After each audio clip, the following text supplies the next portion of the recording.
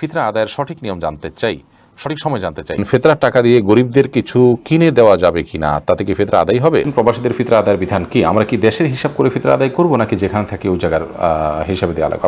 ফিতরা কি আলাদা করে রেখে ঈদের পর আদায় করা যাবে? জাকাতের টাকা দিয়ে কোনো এতিম বিধবার ঘর করে দেওয়া যাবে কিনা?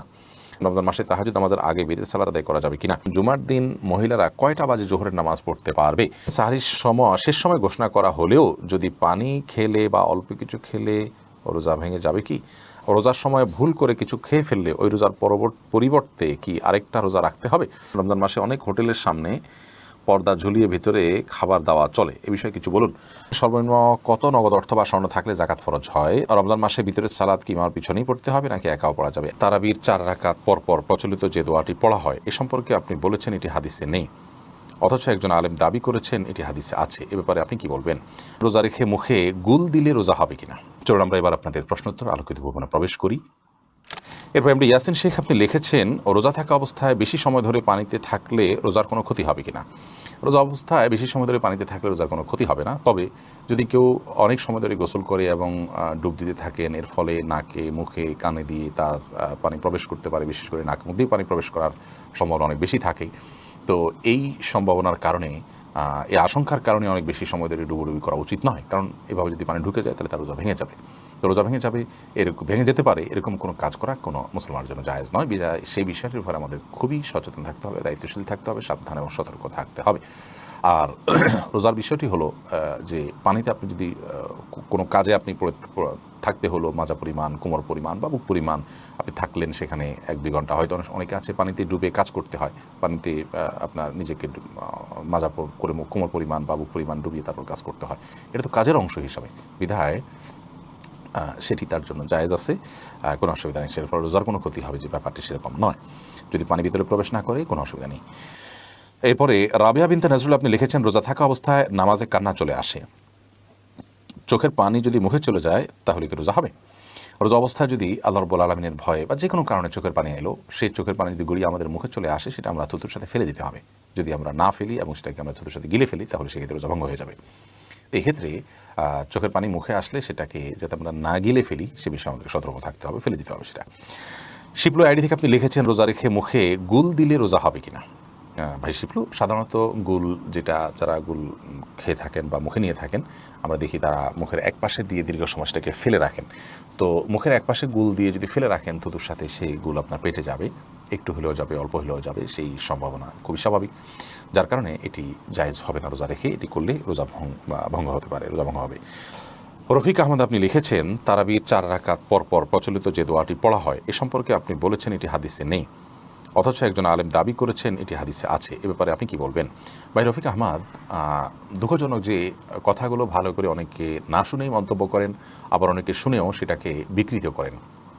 আমরা বলেছি তারাবির নামাজে 4 রাকাত পরপর যে দোয়া আমাদের দেশে পড়া হয়ে থাকে, সুবহানাজিল মুলক ওয়াল মালাকুতে শেষ পর্যন্ত, এই দোয়া 4 রাকাত পর, তারাবির পরে 4 রাকাত পরপর এই দোয়া পড়ার কথা হাদিসে নেই। আবারও বলছি, তারাবির 4 রাকাত পরপর এই দোয়া পড়ার কথা কোনো হাদিসে নেই, কোনো জাল হাদিসেও নেই। আবারও বলছি, তারাবির নামাজের 4 রাকাত পরপর এই দোয়া পড়ার কথা কোনো হাদিসে নেই।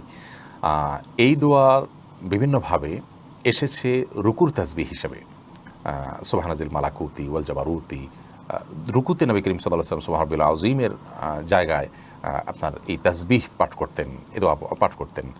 তো রুকুর তাসবিহকে এনে যদি আপনি 4 রাকাত পরপর যে আমরা বৈঠক করে থাকি, বসে থাকি আরামের জন্য, রেস্টের জন্য, সেই জায়গায় আপনি সেট করেন, তার জন্য আপনার তো প্রুফ লাগবে।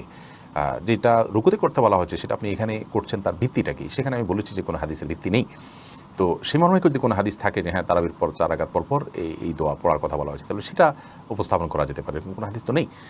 ফতোয়া শামিতে আছে, ফতোয়া শামিতে থাকার মানে তো হাদিস নয়, ফতোয়া শামি তো ফতোয়ার কিতাব। ফতোয়ার কিতাবে যদি কোনো কথা থাকে, কোনো আমলকে সুন্নাহ বলা হয় কথার কথা, কিন্তু হাদিসে তার কোনো প্রুফ না থাকে, তাহলে এটাকে আমরা সুন্নাহ বলতে পারি না। তো আমি যেটা বলেছি এটা পরিষ্কার যে 4 রাকাত পরপর, তারাবির 4 রাকাত পরপর এই দোয়া পড়ার কথা কোনো হাদিসে নেই। অতএব এই দোয়া আছে অন্য কোথাও পড়ার জন্য, সেই হাদিস এনে যদি আপনি 4 রাকাত পরপর পড়ার বিষয়টি প্রমাণ করেন, তাহলে সেটা তো অবশ্যই অগ্রহণযোগ্য এবং হাস্যকর হবে। আশা করি বিষয়টি পরিষ্কার হয়েছে। ফজলুল হক আপনি লিখেছেন, বিশেষ কোনো উপলক্ষে কোনো কিছু খাওয়া কি বিদআত? ভাই ফজলুল হক, বিশেষ কোনো উপলক্ষে কোনো কিছু খাওয়া বেদাত হবে কেন? বেদাতের সংজ্ঞা তো পরিষ্কার। দিন বা ইসলামের নির্দেশ মনে করে, সওয়াবের কাজ মনে করে যদি কোনো কাজ, কোনো কিছু মানুষ খায়, অথচ সেটা খাওয়ার জন্য শরীয়তে নির্দেশ নেই এইভাবে, এই প্রক্রিয়া, এই সময়, তখন সেটা বেদাত হবে। শবে বরাতে হালুয়া খাওয়াটাকে যদি কেউ শবে বরাতের আমল সওয়াব মনে করেন এবং সুন্নাহ মনে করেন এবং সেই হিসাবে খান, তাহলে সেটা বেদাতে পর্যবেসিত হতে পারে, সেই পথ পর্যন্ত যেতে পারে। বাট আমরা তো সেখানে পরিষ্কার করে বলেছি হালুয়া খাওয়া তো বেসিক্যালি হালাল, কেউ যদি খেতে চান খেলেন।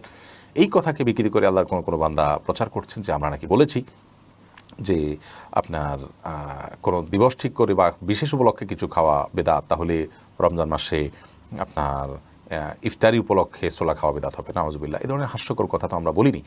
তো কথাকে বিকৃত করাটা আমাদের কাছে বৈধ মনে হয়। আল্লাহ তাআলা কোরআনে কারীমে এই ধরনের কর্মকাণ্ড সম্পর্কে বলেছেন, তাহসাবুনাহু হাইয়্যানা, কারো সম্পর্কে তুমি মিথ্যা অপবাদ দিলে, তিনি যা বলেননি তুমি তা বললে তার ব্যাপারে, তিনি যা করেননি তার ব্যাপারে তুমি তা করলে, তাহলে সেক্ষেত্রে এটাকে তোমরা হয়তো হালকা মনে করছো, ঠুনকো মনে করছো, তুচ্ছ মনে করছো।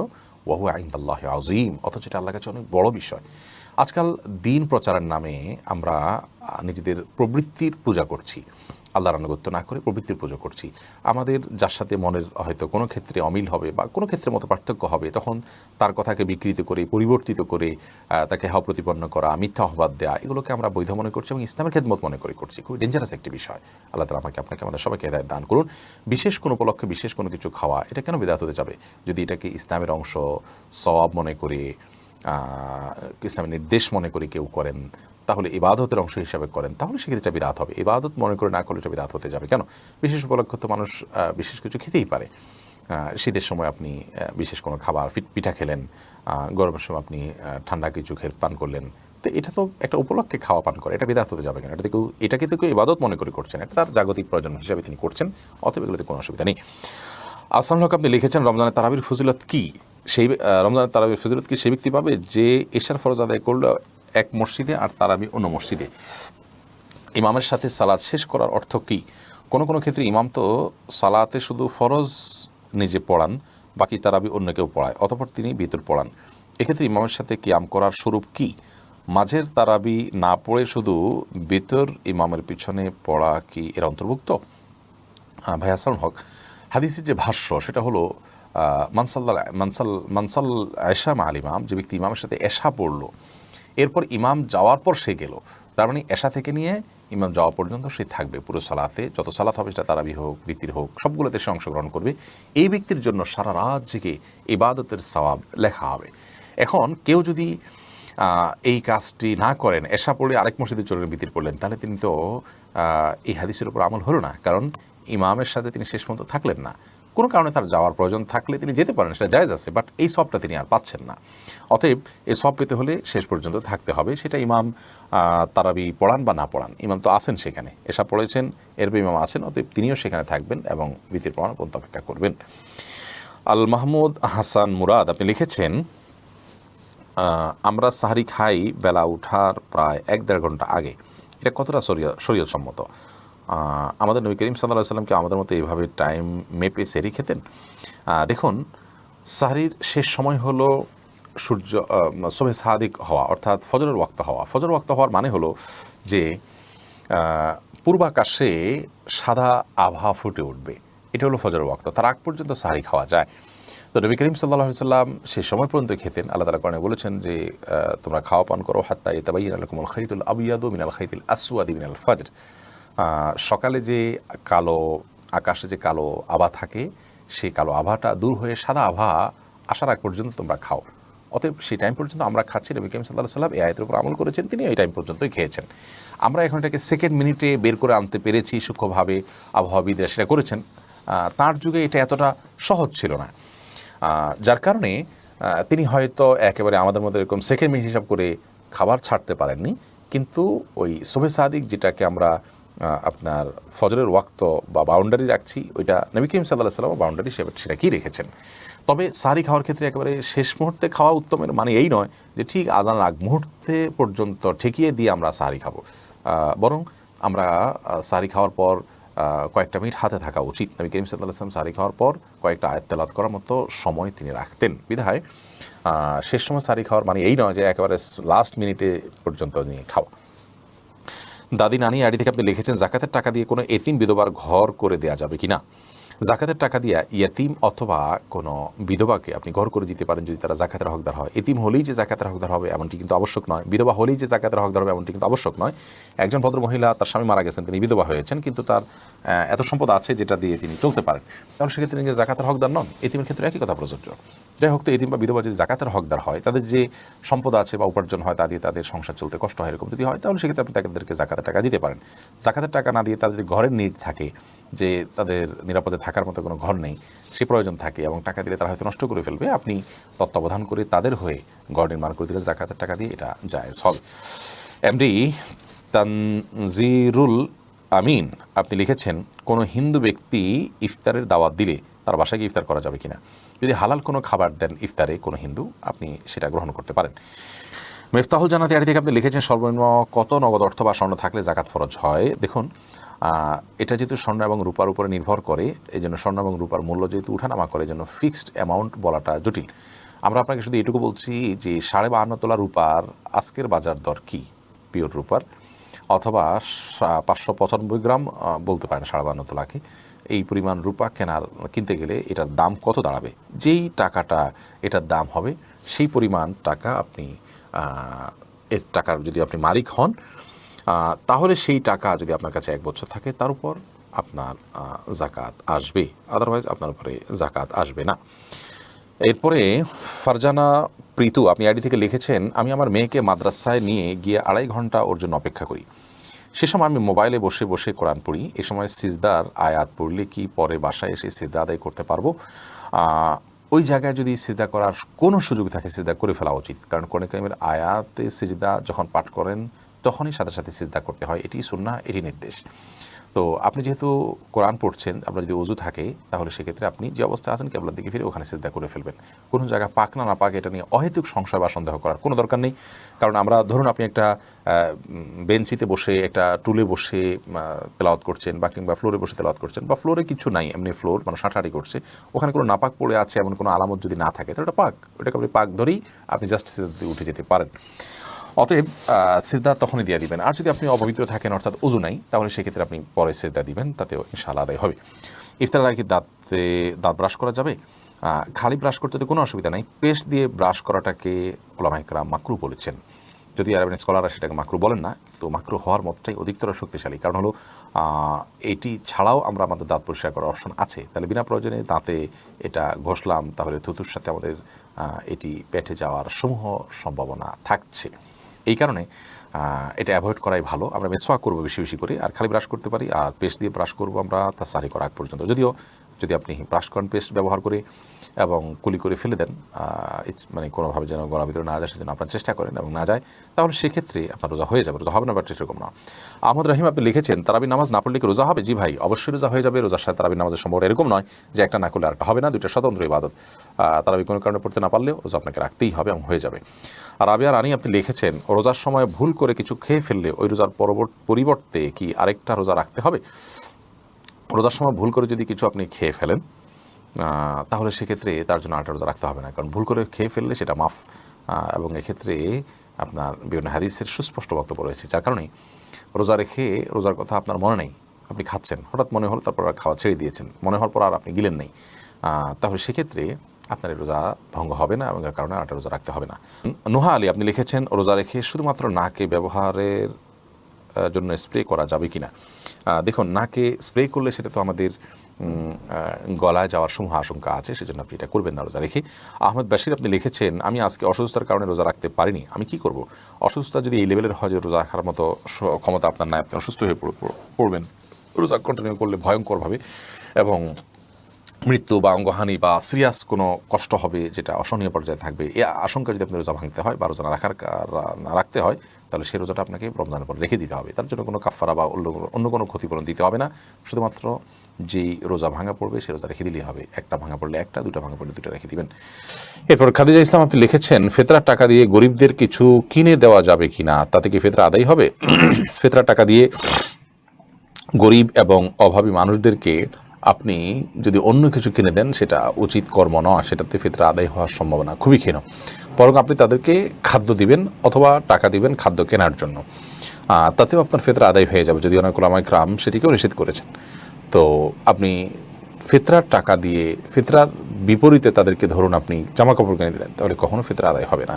মাজেদুল ইসলাম আপনি লিখেছেন প্রবাসীদের ফিতরা আদায়ের বিধান কি? আমরা কি দেশের হিসাব করে ফিতরা আদায় করব নাকি যেখানে থাকি ওই জায়গার হিসাবে দেওয়া লাগবে? আপনি যেখানে থাকেন সেখান থেকে হিসাব করে আপনি ফিতরা দিবেন। ফিতরা কি আলাদা করে রেখে ঈদের পর আদায় করা যাবে? না, ঈদের পর আদায় করলে ফিতরা আদায় হবে না, বরং ফিতরা আদায় করতে হবে ঈদের সালাতের আগে। নবী করিম সাল্লাল্লাহু আলাইহি ওয়াসাল্লাম বলেছেন, মান আদ্দাহা ক্বাবলা সালাহ, যে ব্যক্তি ঈদের আগে ফিতরা আদায় করবে ফাহিয়া মাকবুলা, তাহলে সেটা ফিতরা হিসাবে কবুল হবে। ওয়া মান আদ্দাহা বা'দা সালাহ, যে ব্যক্তি ঈদের পরে আদায় করবে ফাহিয়া সাদাকাতুম মিনাস সাদাকাত, 10টা সাদাকার মধ্যে সাধারণ দান হবে। এটা ঈদের আপনার কি বলে এটাকে, ফিতরার যে দায়িত্ব, সেই দায়িত্বের ফলে কিন্তু আদায় হবে না। এরপর সাব্বির হোসেন আপনি লিখেছেন, রমজান মাসে ভিতরের সালাত কি ইমামের পিছনেই পড়তে হবে নাকি একাও পড়া যাবে? একাও পড়তে পারেন, কোনো অসুবিধা নেই, ইমামের পিছনে পড়তে হবে, বাধ্যবাধকতা নাই। তবে ওই যে ফজিলত পেতে হলে ইমাম যাওয়া পর্যন্ত আপনাকে অপেক্ষা করতে হবে। রাত জেগে বা ফজিলত পেতে হলে ইমামকে নামাজে রেখে আপনি চলে যাবেন, এটা হবে না। বরং আপনি প্রয়োজনে অপেক্ষা করতে পারেন, জিকির আজকার দোয়া পড়লেন, এরপর বিতির শেষে সবাই যখন গেল আপনি তখন বের হলেন। এরপরে কাশফিয়া ইসলাম লিখেছেন, আমার মেয়ের বয়স 11 বছর 4 মাস, আমার মেয়ের রোজা কি ফরজ হয়েছে? মেয়ের প্রতি মাসে পিরিয়ড হয়। জি বোন, অবশ্যই আপনার মেয়ের রোজা ফরজ হয়েছে, তাকে রোজা রাখতে হবে। এমনি মিজানুর রহমান মিজান লিখেছেন, রমজান মাসে তাহাজ্জুদ নামাজের আগে বিতির সালাত আদায় করা যাবে কিনা? সর্বাবস্থায় বিতির নামাজ সর্বশেষে পড়তে হবে। আপনি তারাবির পরে যদি রাতে তাহাজ্জুদে আরও কিছু নামাজ পড়বেন আপনার ইচ্ছা থাকে, তাহলে সেক্ষেত্রে আপনি শেষে বিতির পড়বেন। শ্বশুর শাশুড়িকে কি আব্বা আম্মা ডাকা যাবে? জি, শ্বশুর শাশুড়িকে আপনি আব্বা আম্মা ডাকতে পারেন, এটা রূপক অর্থে ডাকছেন, সেই অর্থে ডাকতে পারেন। আপনি তাদেরকে তার অরিজিনাল বাবা মা, আপনার জন্মদাতা, সেই অর্থে ডাকছেন না, যার কারণে এটা জায়েজ হবে, কোনো অসুবিধা নেই।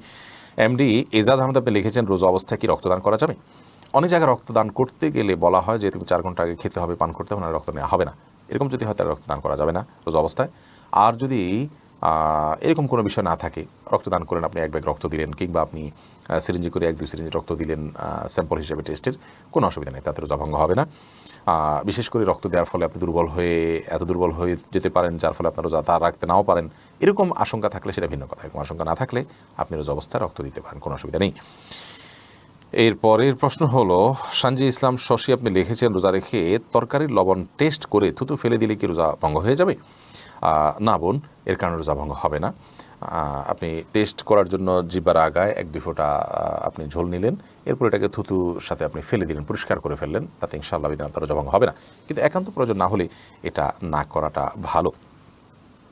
এরপরে আপনি সালাউদ্দিন আহমেদ আপনি লিখেছেন, যে দোকানদার রোজা রাখে না তার দোকানের কোনো খাবার কি খাওয়া যাবে? খাবারটা আপনি কি খাচ্ছেন সেটা বিষয়, কার কাছ থেকে খাচ্ছেন সেটা বিষয় নয়। যিনি রোজা রাখছেন না তিনি গুনাহগার হচ্ছেন, তিনি পাপিষ্ঠ হচ্ছেন, তার পাপ তাকে পাবে। কিন্তু তার কাছ থেকে যে খাবারটা আপনি কিনে নিচ্ছেন, হালাল টাকা দিয়ে কিনছেন, খাবারটা যদি হালাল হয়, পাক হয়, আপনি কিনে খেতে পারেন, তাতে আপনার রোজা হবে, কোনো অসুবিধা নেই। তবে একজন রোজাদার, একজন বেরোজদার, দুজন যদি পাশাপাশি থাকেন এবং 2টা দোকান থাকে, তাহলে আপনি রোজাদারের কাছ থেকে একজন ভালো মানুষের কাছ থেকে কেনার চেষ্টা করবেন, এই অর্থে এই জন্য যে তাতে একজন ভালো মানুষকে সহায়তা করার যে সওয়াব সেটি আপনি লাভ করলেন এবং অর্জন করলেন। তবে এর মানে এই নয় যে আপনার রোজা হবে না, ব্যাপারটা কিন্তু সেরকম নয়। আব্দুল ওয়াহাব আপনি লিখেছেন, না জেনে নাকের ড্রপ ব্যবহার করে ফেলেছি, রোজা হবে কিনা? আপনি না জেনে করেছেন, পরবর্তীতে রোজা রেখে ফেলবেন, এটাই হলো কর্তব্য। মাজেদুল ইসলাম আপনি লিখেছেন, রমজান মাসে অনেক হোটেলের সামনে পর্দা ঝুলিয়ে ভিতরে খাবার দেওয়া চলে, এ বিষয়ে কিছু বলুন। রমজান মাসে এ ধরনের ব্যবস্থাপনা মূলত বেরোজগারীদেরকে সহায়তা করা শামিল। আর যারা রোজা রাখছেন না অথচ রোজা রাখার সামর্থ্য তাদের আছে, কষ্ট হবে কিন্তু অসম্ভব নয়। তো এরকম ব্যক্তিরা যদি রোজা ভাঙেন তাহলে সেক্ষেত্রে তারা গুনাহগার হলেন, পাপিষ্ঠ হলেন, অপরাধ করলেন, কাবিরা গুনাহ করলেন। আপনি হোটেলে পর্দা দিয়ে তাদেরকে যদি খাওয়ানোর ব্যবস্থা করেন তাহলে সেক্ষেত্রে আপনি তাদের পাপটা করতে সহায়তা করলেন। এই ধরনের কাজ গর্হিত কাজ, অন্যায়, এই কাজগুলো করা উচিত নয়। তবে অমুসলিম আছেন, ভিন্ন ধর্মাবলম্বীরা আছেন, তারপর অসুস্থ ব্যক্তি থাকতে পারেন, তাদের জন্য খাবার যদি থাকে, বাচ্চারা থাকতে পারে, তার জন্য খাবার নিয়ে যেতে পারেন কেউ, এরকম অপশন যদি থাকে সেটার জন্য দোকান খোলা রাখলো কেউ, সেটা জায়েজ হতে পারে। বাট খাবার দোকানগুলোতে সচরাচর দিনের বেলা দিব্যি বেরোজগাররা খেয়ে থাকে, যার কারণে যারা হোটেল ব্যবসা করেন তাদের কর্তব্য হলো দিনের বেলায় এই সমস্ত মানুষের কাছে খাবার বিক্রি না করা, দোকান বন্ধ রাখা। পর্দা দিয়ে দিলে সেটা জায়েজ হবে, বাট সেরকম নয়। পর্দা দিলে হয়তো একটু লাজ লজ্জা হলো, প্রকাশ্যে খেলো না, এতটুকু মন্দের ভালো। বাট একজন ব্যবসায়ী তিনি হারামে সহায়তা করতে পারেন না। ওয়ালা তাআওয়ানু আলাল ইসমি ওয়াল উদওয়ান, আল্লাহ বলেছেন পাপ এবং সীমা লঙ্ঘনের কাজে তোমরা একে অন্যের সহায়তা করো না, সেই জায়গা থেকে তিনি এটা করা উচিত নয়। সাউদা উম্মে হাবিবা আইরিন আপনি লিখেছেন জুমার দিন মহিলারা কয়টা বাজে জোহরের নামাজ পড়তে পারবে? জোহরের ওয়াক্ত হওয়ার পরেই পড়তে পারবে। মসজিদে জুমার নামাজের জামাত হওয়ার পরেই পড়তে হবে এমনটি অনেকে মনে করেন, অথচ এমনটি কোনো আবশ্যক নয়। আপনি চাইলে জুমার নামাজের আগেও, অর্থাৎ ওয়াক্ত হয়ে গেছে জোহরের 12টা 1 মিনিটে, আজকে জোহর ওয়াক্ত হয়ে গেছে, এরপর থেকে আপনি বাসায় জোহর পড়তে পারেন। জাকিয়া হোসেন আপনি লিখেছেন একজন নারী কতটুকু স্বর্ণ ব্যবহার করতে পারবেন আর কতটুকু হলে জাকাত দিতে হবে?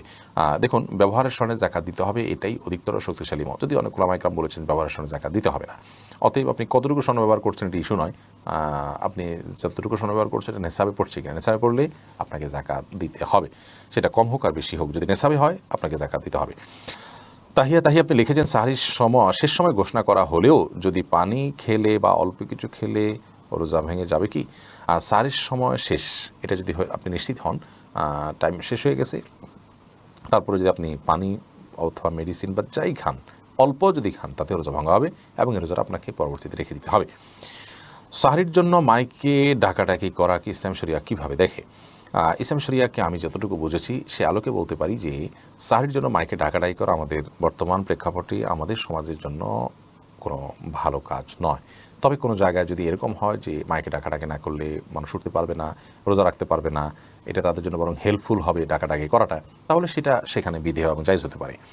আজকাল বেশিরভাগ ঘরেই অ্যালার্ম সিস্টেম আছে, প্রত্যেকটা ঘরেই মোবাইল আছে একাধিক, এবং মোবাইল সেটগুলোতে অ্যালার্ম দেওয়ার ব্যবস্থা আছে, এক অন্যকে ফোন কল দিয়ে ডেকে দেওয়ার ব্যবস্থা আছে। এরপরেও যদি মসজিদে ডেকে দিতে হয় সেটা খুব হালকাভাবে ডেকে দেওয়া যেতে পারে। দীর্ঘ সময় পর্যন্ত মসজিদের মাইকে চিৎকার করে নাশিদ বা ইসলামী সঙ্গীত গাওয়া, কোরআন কারীমের তেলাওয়াত করা বা মানুষকে ডাকা, এটি নানা কারণে অনুচিত। প্রথমত অমুসলিম বা যারা অসুস্থ বা শিশু যারা রোজা রাখবেন না তাদের ঘুম ভাঙার কারণ হয়।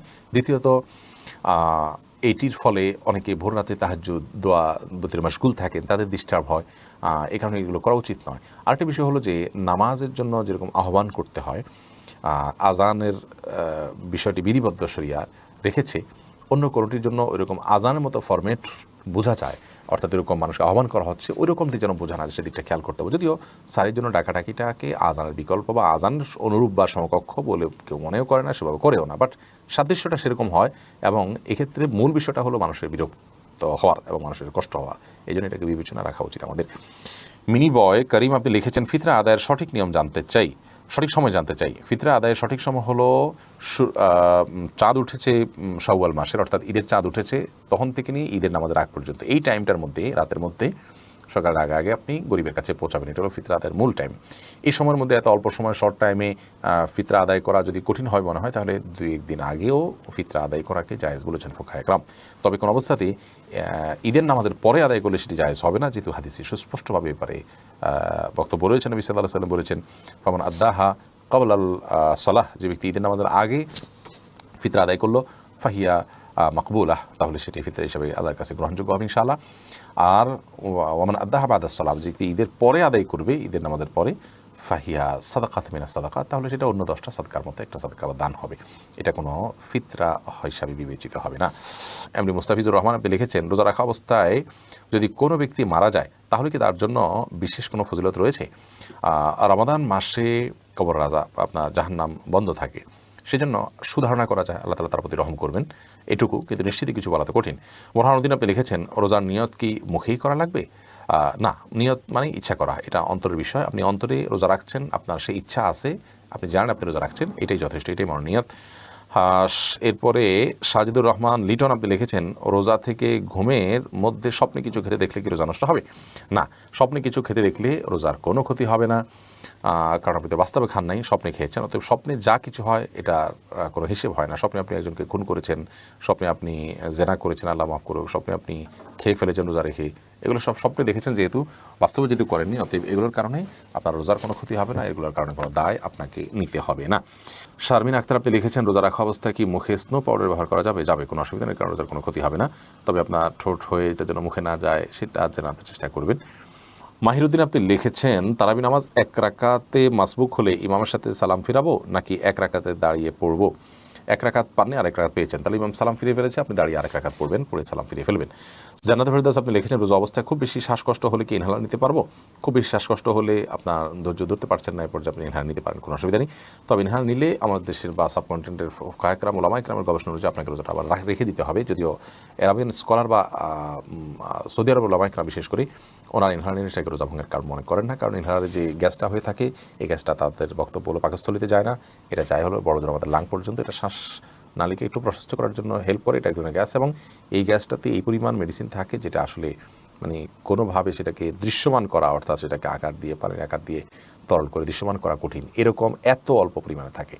আর দ্বিতীয়টা পাকস্থলিতে যাওয়ার জন্য তারা একটা জায়েজ বলেছেন। তারপর আপনি রোজা রমজানের পরে আবার রেখে দিলেন, সেটাই নিরাপদ। যদি শ্বাসকষ্ট হয় তাহলে আপনি ইনহেলার নিতে পারেন, যদি খুব বেশি কষ্ট হয় আপনার। আর যদি সবর করতে পারেন, না নিয়ে থাকতে পারেন ইত্যাদি পর্যন্ত, সেটা সবচেয়ে বেটার এবং ভালো। আব্দুল্লাহ বাকি লিখেছেন রোজা অবস্থায় মেডিকেল চেক আপ, রক্ত এবং প্যাথোলজি করা যাবে কিনা? যাবে, কোনো অসুবিধা নেই। সুমাইয়া বিনতে আমিন আপনি লিখেছেন আমার হাজব্যান্ড গত রোজায় অনেক অসুস্থ ছিল, তাই রোজা রাখতে পারে নাই, এখন সে আল্লাহর কাছে, আমি ওর রোজাগুলো রেখেছি, এই রোজা হবে কি? আপনার স্বামী রোজা রাখতে পারেন নাই এবং পরে অসুস্থ হতে পারেন নাই, আপনি তার পক্ষ থেকে ফিদিয়া দিবেন, এটাই হলো এক্ষেত্রে মূল বিকল্প, অর্থাৎ এটাই হলো করণীয়। আমরা মৃত মানে অসুস্থ ব্যক্তি, অপারক যারা রোজার পারে, তাদের পক্ষ থেকে প্রত্যেক রোজার জন্য একজন করে মিসকিনকে খাদ্য দিলে রোজা আদায় হয়ে যাবে। একবার পুরো খাদ্য দিলেন অথবা আপনার ফিতরা দিলেন, 30 রোজার জন্য 30টা ফিতরা দিলেন। এরপর প্রশ্ন হলো, ছোটো বাচ্চা শুধুই বুকের দুধ খায়, রোজা রাখলে বাবুর আমাশয় হয়, করণীয় কি?